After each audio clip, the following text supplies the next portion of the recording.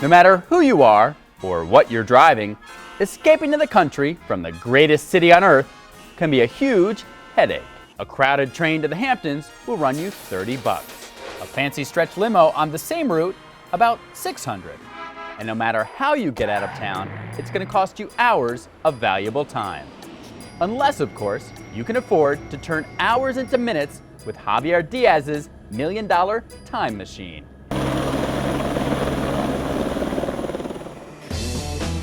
Ground helicopter 27 Whiskey Alpha, good morning. The same trip by chopper, about $2,800 one way.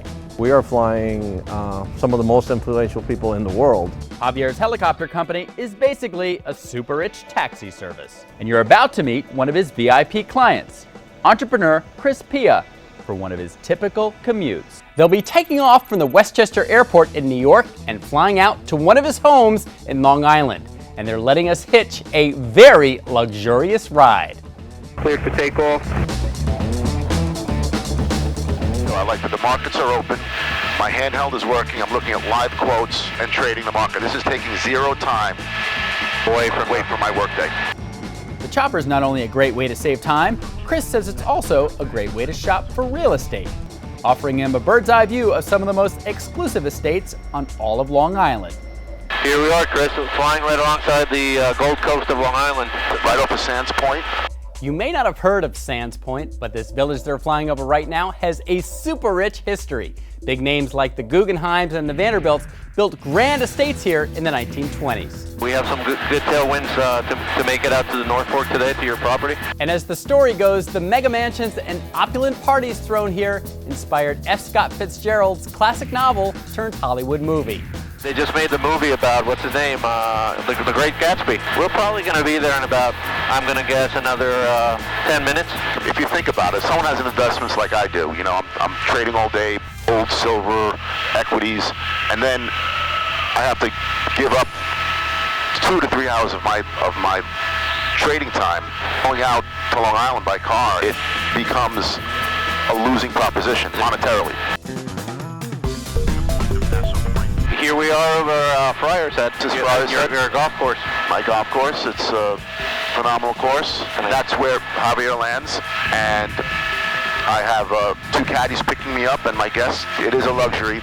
And if choppering out for a round of golf isn't cool enough, We have a client that loves to go fly fishing, so we can pick him up from Midtown Manhattan, fly him up to Vermont, and he can be there in 45 to 50 minutes, go fishing for the afternoon, and be back home for dinner. He's also flown clients to the Monticello Motor Club, landing right on the private racetrack in upstate New York, where millionaires go to blow the speed limit in their super expensive cars. And he recently took a couple to the Glenmere Mansion, a romantic resort in Chester, New York, so his client could pop the question. They had a brunch, then they spent the whole afternoon doing spa services, and then they had dinner. Right as they were paying their check, they had their helicopter landing right in front of them for everybody to see, and they brought him back to New York. They loved it, and she said yes. There's the apple orchard right there. On the way to Chris's house, the ride offers a bird's eye view of his 72-acre apple orchard and his private hunting preserve. You can see all the apples on the trees, a lot of yellow apples. All the apples. It's a beautiful, beautiful area. A few minutes later, they're approaching Chris's home. There's your house, Chris. Flying right over his 2 boats and landing directly in his backyard.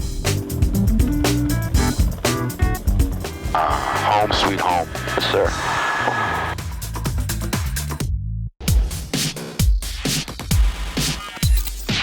The super rich can, for the most part, get whatever they want, whenever they want it. But money alone can't buy you everything.